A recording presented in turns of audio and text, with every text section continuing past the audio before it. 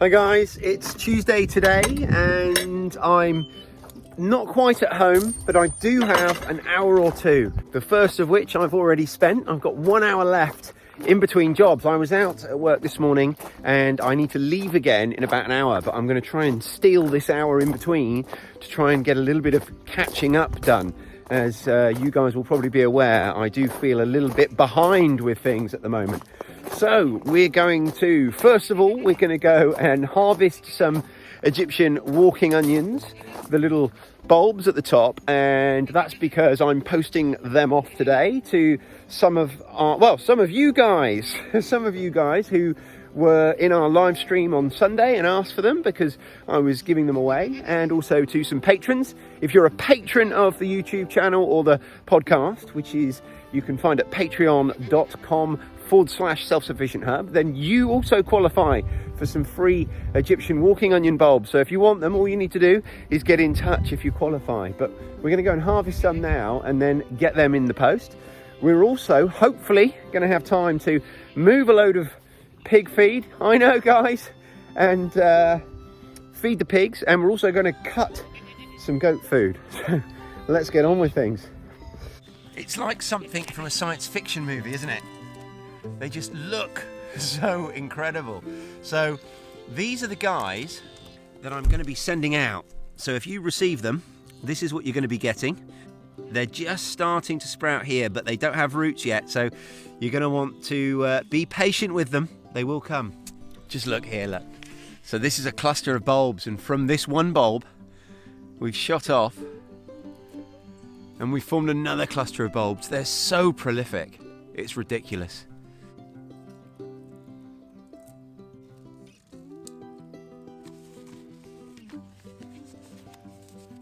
So there's nothing else going in the envelope apart from the bulbs. I hope you're okay with that, guys. And then when you get them, just literally just pop them in the ground like that.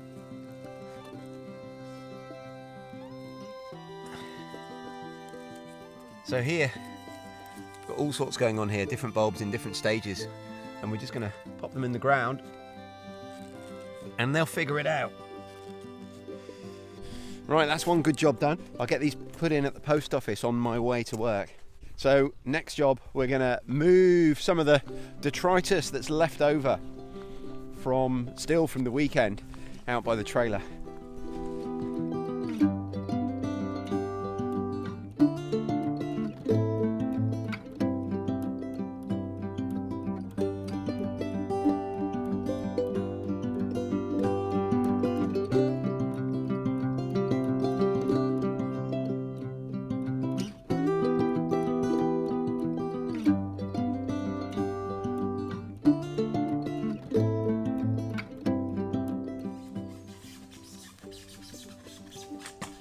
So tomorrow is my last day off in, well, quite some time. So tomorrow we're going to be butchering one of these pigs. So, bit of news actually. So I'm going to be butchering these two fellas fairly soon, very soon. But she, I am extremely confident, is fairly heavily pregnant. So,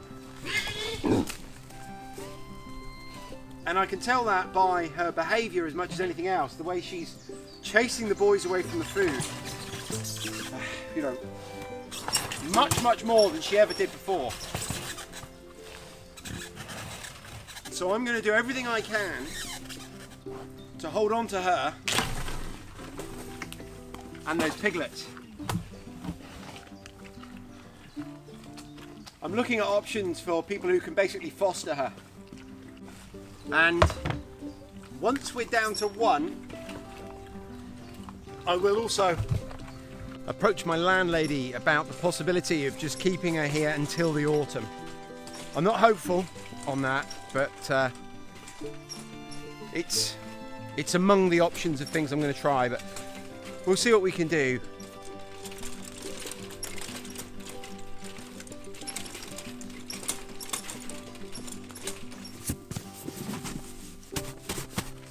I want to move the goats down into the bottom paddock again soon, because there's some plant management that I want to do. There's a couple of plants in this paddock. That tall one just there, that's hemlock, and next to it, the other one that's sticking up, where, just there, out of the grass, is ragwort. Now, there's a fair bit of ragwort in there, probably 20 or 30 plants in that meadow, and they're both plants that I just want to manage. They're not as worrisome as a lot of people say, but when you've got livestock, then ragwort is certainly one of the plants you want to be aware of, and you just want to have a plan in place for managing it, because it will cause liver failure if the animals eat it or eat too much of it.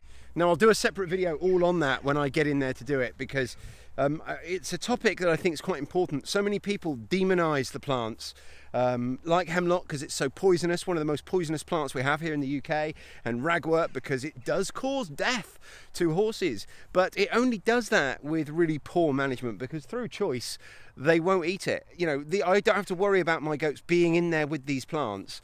They're not going to eat them. They've got far too much else to choose from. The problem comes from poor management and the plant basically sort of losing its flavour, its bitterness, its the flavours that put the animals off. When it dies, that's when it becomes a problem. So like I say, we need to be aware of it, we need to manage it. Now, I've removed these plants from this bottom meadow here. I'm quite happy to have them elsewhere on the property, but I've removed them from this bottom meadow here. So now we have the opportunity to bring the goats down there, and then I can deal with those plants in the top meadow, basically. And I want to do that before they go to seed and set a load of seed for me to have to deal with next year. But ragwort in particular is actually a vital plant to the cinnabar moth, one of our native moths that requires the plant for its life cycle. So, you know, we need to balance everything. When we talk about managing plants, particularly native plants, we need to balance our behaviour and, you know, keep in balance with nature. Right, next up for me is to so behind me there you'll see I put some artificial grass down on the car park. Now, I suspect my wife will veto this, and I suspect by the time this video is released and she watches it, she will already have done so. But this is artificial grass that was left over from a project, and basically I can take it to the tip and recycle it, where I don't think it does get recycled. I think they actually throw it to landfill. But I'm not going to do that. We'll find uses for it. I think great uses for it is sort of like the muddy areas that mud up outside chicken runs and permanent, permanent animal housing. But what I'm using it for at the moment is weed suppressant here in the car park, because we can drive straight over it. But I'm hoping it will just get rid of those weeds and save me the job of having to pull them. So that's the plan. We'll see how that goes. Like I say, I think the biggest barrier to success there is my wife's acceptance of them living there for a few weeks. I'm just going to get the hedge trimmer now, and next up on our list is to cut some goat food, if I can find the keys to the house.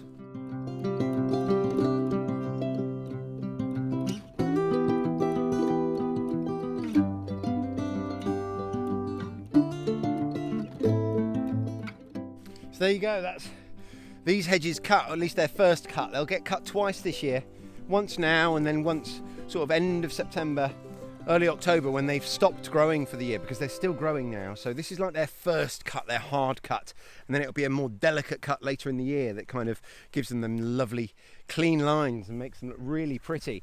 These hedges here, they form big squares, and not now, but at their second cut I'll actually go inside as well and make it all look nice and pretty all through the winter. So we haven't done all of them. It only takes a couple of hours to do all of this hedging here, but I specifically don't do that. I do enough to drop, you know, a good amount of goat food, and I want enough for about 3 days worth for the goats, and then in every sort of 3 days or so I'll come and I'll move between the hedges here and I'll cut again another 3 days or so of goat food at a time, so that they've always got it and it's always fresh. So we're going to give this to the goats now and the sheep, and then that's probably all I'm going to have time for today. I'm going to need to go straight off to work after that, I think. Boo-hoo.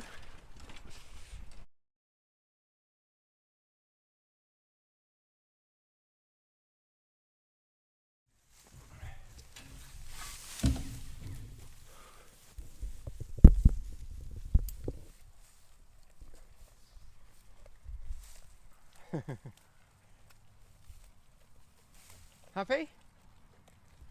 Happy, rhubarb?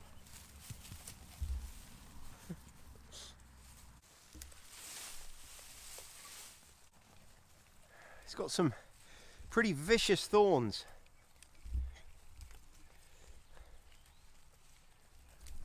So I have to be careful, not only ourselves, and I got pretty chewed up there, but that doesn't bother me too much. With the tractor, we've got to be really careful with the mower now. I've got to make sure I get all of that up before we drive over it with the mower, because I have had to deal with punctured tyres because of this exact reason. But these girls will have absolutely no issue with those thorns whatsoever. It's amazing, really.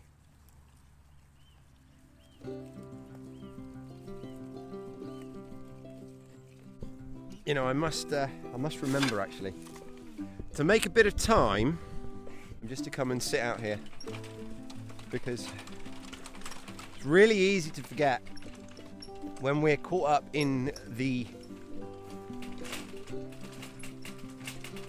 constant list of jobs that we need to get done, or that we tell ourselves we need to get done. It's really easy to forget that one of the jobs we need to do is to take time for ourselves to enjoy what we're doing. And you know, this is a note to myself as much as anything else, and to my wife, who's probably the biggest culprit of never ever taking the time that she personally needs just to unwind.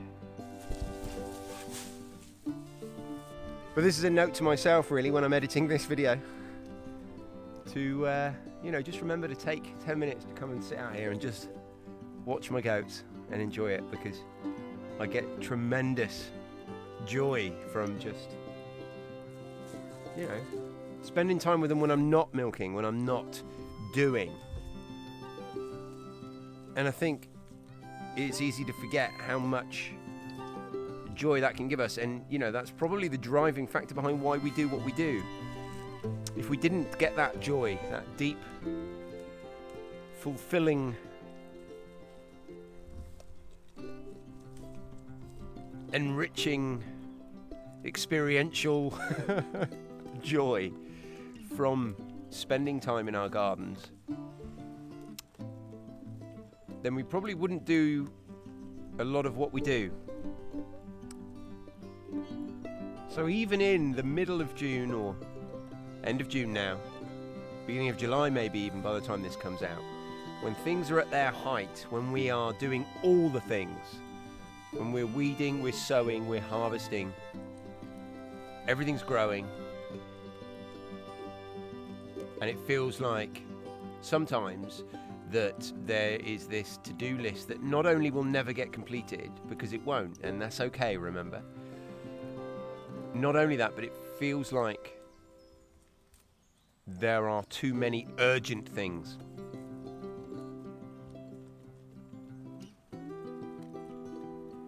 And that feeling can stop us doing some of the blissful things.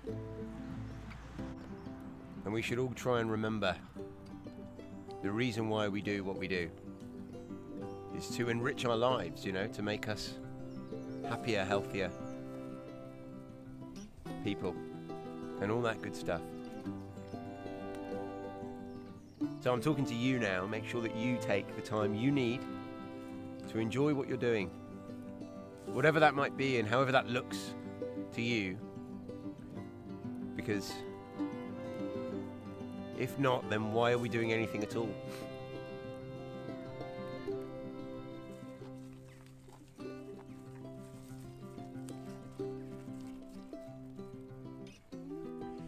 So with that, I'm now going to be heading back to work, and I just want to thank you all for coming around with me today, and make sure you do all those good things, like this video, subscribe to my channel if you haven't already, and why not leave me a comment down below. I'd love to hear from you, and I'll speak to you on the next one.